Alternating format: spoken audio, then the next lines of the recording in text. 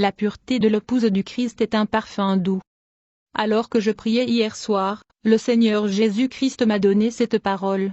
Il a dit, dans ce monde pollué par le mal, avec tant de corruption et de pollution, je m'attends toujours à ce que ma fiancée soit pure, non souillée et non tachée par le monde. Je m'attends toujours à ce qu'elle ne se permette pas d'être repérée ou souillée par la saleté et la corruption, mais qu'elle soit complètement mise à part pour moi. Sa pureté malgré la corruption dans le monde où elle vit, est un parfum à odeur douce devant moi, et elle m'est si agréable. Peu importe combien la corruption se multiplie et devient normale, je veux que ma fiancée n'en touche rien. En ce moment, il y a tellement de mal qui continue de s'aggraver mais Dieu n'a pas changé, Dieu est saint et il veut que ses enfants soient saints. 1 Pierre chapitre 1 verset 16 Soyez saints car je suis saint et la définition de Dieu de la sainteté est toujours telle qu'elle était au moment où la Bible a été écrite. Le comportement humain a changé pour accepter tant de choses qui n'étaient pas acceptables auparavant, mais la culture et le comportement humain n'ont jamais changé Dieu. Nous devons rechercher la sainteté de Dieu et non notre propre définition de la sainteté. Cherchez d'abord le royaume de Dieu et sa justice et toutes ces choses vous seront ajoutées. Matthieu 6h33 La Bible dit que nous devons rechercher sa justice, pas notre propre définition de la justice. Par exemple, en ce moment, il est normal que les gens insultent, bavardent et jurent et les gens ont subi un lavage de cerveau pour l'accepter comme normal. Alors que de telles actions étaient totalement inacceptables il y a quelques années, même parmi les incroyants, de nombreuses personnes peuvent désormais écouter de la musique contenant un langage obscène sans s'en offusquer. Mais Dieu a-t-il changé sa façon de voir les choses simplement parce que les gens l'acceptent comme normal? Absolument pas. Dieu dit non seulement que vous devriez parler et jurer, mais ne pas trouver de divertissement en regardant les autres faire cela. Il est pratiquement impossible de regarder un film non chrétien sans bavarder, jurer, adultère, forniquer et tout ce qui va à l'encontre de ce que Dieu veut pour nous. Ne salissez pas vos robes. Sortez du milieu d'eux et séparez-vous, dit le Seigneur. Ne touchez pas à ce qui est impur, et je vous recevrai. 2 Corinthiens 6 verset 17 Ne regardez pas le monde pour juger si vous vivez dans la sainteté ou non, cela vous amènera à être plus saint que le monde mais cela ne garantit pas votre sainteté envers Dieu. Regardez vers Jésus pour un exemple parfait. Développez une relation avec Jésus commencez à demander sa correction et sa réprimande, lavez vos robes dans le sang de l'agneau de Dieu. Ne laissez pas votre sainteté vous dire que vous êtes meilleur que l'autre personne, ne vous basez pas sur la comparaison de votre vie avec d'autres personnes. Basez-vous sur la comparaison de votre vie avec Jésus. Car nous n'osons pas nous classer ou nous comparer à ceux qui se recommandent. Mais eux, se mesurant par eux-mêmes et se comparant entre eux, ne sont pas sages. 2 Corinthiens 10h12 Comparez-vous à Jésus, votre époux. Ne laissez pas vos yeux s'éloigner de Jésus, vous perdrez votre chemin, laissez vos yeux fixés sur Jésus. Demandez-vous toujours, Jésus ferait-il cela? Est-ce que Jésus porterait cela? Comment Jésus veut-il que j'agisse dans cette situation? Laissez Jésus être votre standard. Si vous développez une relation avec Jésus en lisant la Bible tous les jours, en priant, en vous repentant de vos péchés et en lui ouvrant votre cœur et en étant tout à fait disposé à le suivre, Jésus dirigera votre chemin et vous aidera à garder vos robes immaculées. Le corps humain n'est jamais disposé à obéir à Jésus, et plus nous nous permettons de vivre librement dans la désobéissance, plus il sera difficile d'obéir. Mais si nous entraînons notre corps à obéir, en ignorant ce que nous ressentons et ce que nous voulons, alors nous crucifions notre chair. Alors que nous continuons à obéir et à maintenir notre relation avec Jésus, il sera de plus en plus facile d'obéir à Jésus. Nous ne pouvons pas simplement prier, mais continuer à vivre dans la désobéissance, ce qui est inacceptable pour Dieu. Il se soucie plus de notre obéissance envers lui que de lui dire de bout des lèvres en disant « Seigneur, Seigneur », et pourtant nous lui refusons notre style de vie en lui désobéissant. Le Seigneur est-il aussi ravi des holocaustes et des sacrifices comme par obéissance à la voix du Seigneur? Voici, obéir vaut mieux que sacrifier, et écouter c'est mieux que la graisse des béliers. Car la rébellion est aussi grave que le péché de divination, diseuse de bonne aventure, et la désobéissance est aussi sérieuse que la fausse religion et l'idolâtrie. 1 Samuel 15, 22-24 Développer une relation avec Jésus inclut l'obéissance à sa parole. Alors que nous continuons à le chercher et à lui obéir, notre amour pour Jésus augmentera jusqu'à ce que notre obéissance ne soit pas à cause de l'obligation mais à cause de notre amour pour lui. Nous devons faire le premier pas pour choisir Jésus, puis il nous aidera. Je veux que vous imaginiez la lutte d'un homme qui se rend compte qu'il est sur le point d'être tué. Pouvez-vous imaginer à quel point il aura du mal à essayer de rester en vie? C'est la même chose avec la chair. Quand il se rend compte que vous voulez le tuer, il ne reste pas immobile.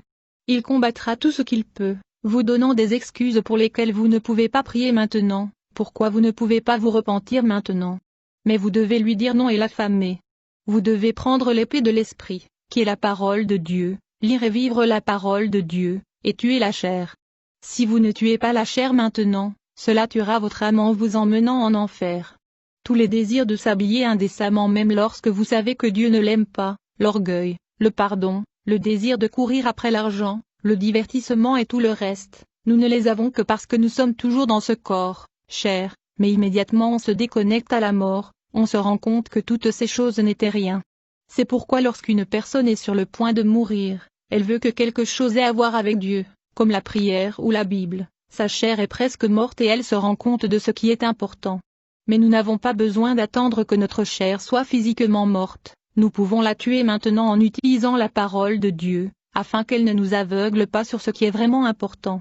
Obéissez à Jésus et entretenez une véritable relation avec lui car, par la force humaine, aucun homme ne peut l'emporter. 1 Samuel 2, 9. Nous avons besoin de Jésus. Je suis la vigne, vous êtes les sarments. Celui qui demeure en moi, et moi en lui, porte beaucoup de fruits, car sans moi, vous ne pouvez rien faire. Jean 15, 5. Nous devons demeurer en lui pour vaincre. Cherchez Dieu tant qu'il sera trouvé, invoquez-le tandis qu'il est prêt. Que le méchant abandonne son chemin, et l'homme injuste ses pensées, et qu'il revienne au Seigneur, et il aura pitié de lui, et de notre Dieu, car il pardonnera abondamment. Ésaïe 55, 6-7. Méfiez-vous d'un évangile de contrefaçon et de la contrefaçon. Saint-Esprit, je voyageais dans une ville voisine quand j'ai entendu la voix du Seigneur Jésus et il m'a dit, pourquoi est-ce qu'en un an tant de croisades ont lieu, tant de programmes et de réunions d'églises ont lieu mais les gens qui assistent à ces croisades et les réunions sont toujours celles qui remplissent l'enfer? Pourquoi les gens tombent-ils directement des bancs d'église dans les fosses de l'enfer? Il y avait tellement de tristesse dans la voix du Seigneur quand il a dit cela. Et il m'a dit, je blâme les pasteurs parce qu'ils ne disent pas la vérité à mon peuple. Le Seigneur Jésus-Christ m'a dit, tout ce dont beaucoup de pasteurs se soucient, c'est de remplir leurs églises, afin qu'ils puissent se vanter du nombre, et de remplir leurs poches, avec l'argent de leur grand groupe d'adeptes qu'ils apaisent avec de faux messages enrobés de sucre. Le Seigneur est vraiment en colère contre les prédicateurs prêchant la motivation et la prospérité, sans réprimander le péché pour que les gens puissent se repentir. Méfiez-vous des loups en vêtements de brebis qui vous diront que Dieu ne regarde que votre cœur et que vous pouvez vous habiller impudiquement tant que votre cœur est pur. Comment votre cœur peut-il être pur et pourtant vous porter des fruits d'impureté? Chaque arbre produit des fruits de sa nature. Méfiez-vous des loups ravisseurs en vêtements de mouton qui ne vous diront que comment gagner plus d'argent et pourtant ne vous diront jamais que vous devez abandonner votre péché et suivre vraiment Jésus si vous voulez échapper à l'enfer. Ces faux prédicateurs sont partout, mais ils ne représentent en aucun cas Jésus parce qu'ils ne prêchent pas l'évangile de Jésus. Jésus a prêché la repentance, les apôtres ont prêché la repentance. Fuyez tout prédicateur qui ne réprimande pas le péché ni ne vous parle de la sainteté de Dieu et de son jugement. Peu importe à quel point ils peuvent être loin. S'ils ne prêchent pas l'évangile que Jésus a prêché et au lieu de cela prêchent un évangile de réconfort terrestre, ils sont de faux prophètes servant leur propre gain et non pas Jésus. Le vrai Saint-Esprit rendra toujours une personne sainte, mais il y a un esprit séducteur qui prétend généralement être le Saint-Esprit, opérant dans de nombreux faux prophètes destinés à aider à tromper les gens.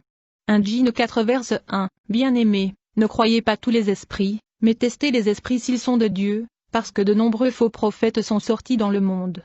Utilisez la parole de Dieu pour juger ce qui est vrai et ce qui ne l'est pas. Parfois, les gens admirent certaines personnes qui semblent avoir une certaine onction tout en vivant dans le péché et ils s'en servent pour se convaincre que Dieu est d'accord avec le péché. Certains s'appuient sur une certaine sensation ressentie lorsque certaines personnes prient pour eux, puis commencent à faire face au mode de vie pécheur de ces gens qui pensent que Dieu ne fait pas attention. C'est toute la mission de cet esprit démoniaque contrefait que Satan a envoyé, pour tromper les gens et leur faire croire qu'ils sont sous la puissance du Saint-Esprit tout en étant confortablement dans le péché. Ne vous y trompez pas et ne laissez personne vous tromper. Satan s'est transformé pour ressembler à un ange de lumière pour récolter plus d'âmes pour l'enfer. L'Esprit de Dieu vous conduira toujours à devenir plus comme Jésus et moins comme le monde. Jésus l'a dit lui-même. Le Saint-Esprit vous rendra toujours plus obéissant à la parole de Dieu, C'est ainsi que vous saurez que c'est le Saint-Esprit. Jean 16h13. Cependant, quand lui, l'Esprit de vérité, sera venu, il vous guidera dans toute la vérité, car il ne parlera pas de sa propre autorité, mais tout ce qu'il entendra, il le dira, et il vous dira des choses à venir. Fuyez les messages enrobés de sucre qui vous réconfortent sur le chemin de l'enfer. Beaucoup ont perverti l'évangile de Jésus-Christ pour répondre aux besoins des gens, mais cela ne fait que récolter plus d'âmes pour Satan parce que Dieu n'a pas changé, il est toujours saint. Fuyez ces prédicateurs. Lisez la Bible par vous-même et ne laissez personne vous tromper. Nous n'avons pas besoin d'amener le monde dans l'Église pour gagner des pécheurs. Nous devons leur dire la vérité et l'Esprit de Dieu les convaincra. Prêcher un faux évangile enrobé de sucre entraînera sans aucun doute un grand nombre d'adeptes, mais tous se dirigeront vers l'enfer. Jésus souffre de la perte de ses brebis trompées par de faux prophètes. Il m'a dit, tous les prédicateurs de l'évangile de la prospérité vont en enfer à moins qu'ils ne se repentent, parce qu'ils ont emmené tant de gens en enfer. Car vous tolérez volontiers quiconque vient à vous et prêche un Jésus différent, pas celui que nous avons prêché, et vous acceptez un esprit et un évangile complètement différents de l'esprit et de l'évangile que vous avez reçu de nous. 2 Corinthiens 11, 4. Jésus a prêché le repentance du péché et la haine des choses du monde. Qui est ce Jésus dont beaucoup de prédicateurs prêchent, qui est d'accord avec les gens qui continuent dans leur péché tant qu'ils le professent avec leurs lèvres? Attention, ce n'est pas le Jésus qui est mort pour vous, c'est un faux Jésus qui n'a pas de paradis pour vous emmener après votre mort si vous le suivez, seulement l'enfer. Mais même si nous, ou un ange du ciel, vous prêchons un autre évangile que ce que nous vous avons prêché, qu'il soit maudit. Galates 1, 8. Tout évangile différent de ce que Jésus et ses apôtres ont enseigné est un évangile maudit et, malheureusement, tous ceux qui le suivent continuent de tomber en enfer jour et nuit.